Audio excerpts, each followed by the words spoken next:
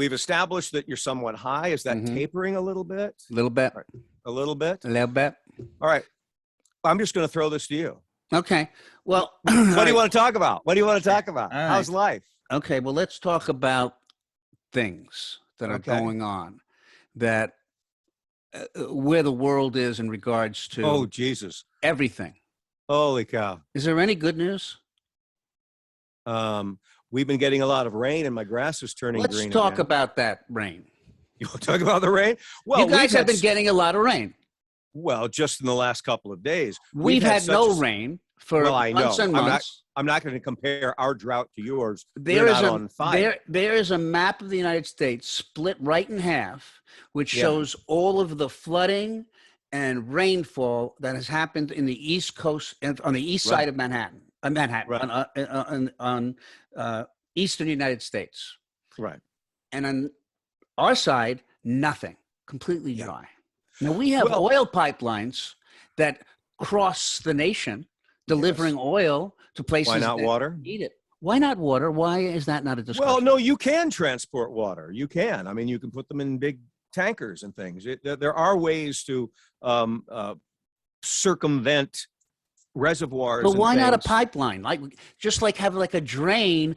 They should build a giant drain. Well, like Tennessee, like the way Mulholland brought it into the valley, right? And it should rain into this drain, go through the pipeline, and into once again.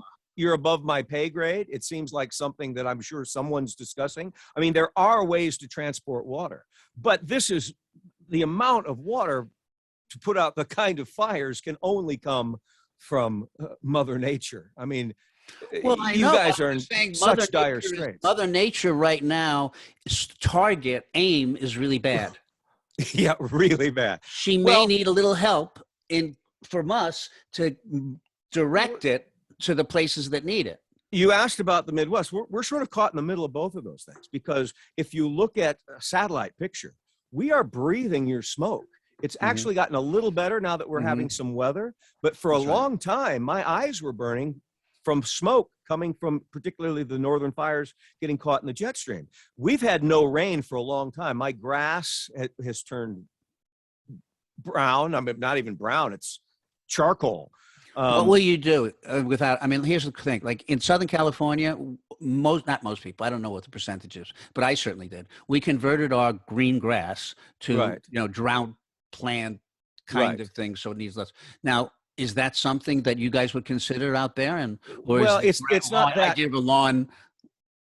It's not that chronic, and we actually have aquifers here which keep us very moist for the most part. But they're also inconsistent. For example, I've got groundwater in this part of my property over here that stays green, but over here there's nothing.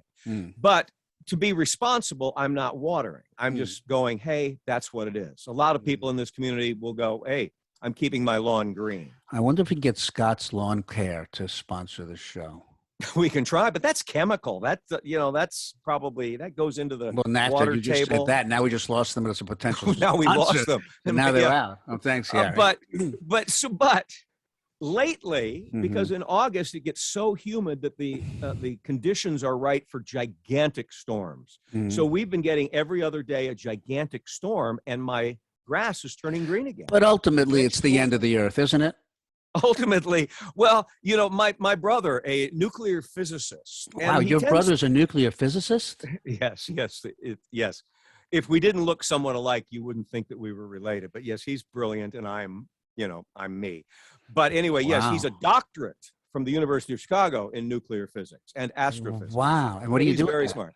He works for the Navy, does research for the Navy research laboratories. Top secret stuff, I bet, huh? Yeah, yes, really. Like weapons and shit, right? One time I went to Israel to make a low-budget movie in the early 90s. I got back, and he was mad at me, and he's a little nerdy. Well, why didn't you tell me you went to Israel? Well, who cares? Did mom and dad tell you? No, you don't understand. You could have been taken hostage to get information from me. To which I said, Richard, what is it exactly that you do? Yeah. But he couldn't tell me. He couldn't. And that time he was working at the Pentagon. But anyway, long story short. Wow. Does he know that you're a bleeding heart liberal? Yeah, we argue. We get into it. But he has redeemed himself politically because he can't stand Donald Trump. He can't stand the anti-intellectual, childishness of See, of that Trump. may be the thing, that we have the smart people on our side. Yeah, the smart people are coming over. He's a scientist, so Yeah. debunking science doesn't bode well with him. Yeah. But anyway, the point of this story is he said, well, climate change is real. Yes. And he's conservative, ideologically, politically, he's Yes. conservative. He Yes. said it is real. He doesn't believe, he thinks it's too late for us to do anything. Mhm. And his estimation was, this is from a scientist, that in his lifetime, let's say 25 more years, the coast of Florida is going to be completely different. Then my It's prayers going to would have been change. answered. Well, then what? My prayers would have been answered. Well, and it's not going to disappear from the map, although Oh. it will in in 1,000 years or so. Oh. But in 25 years, we're going to see different coastlines. I don't doubt this at all. I don't doubt this at all. Yeah.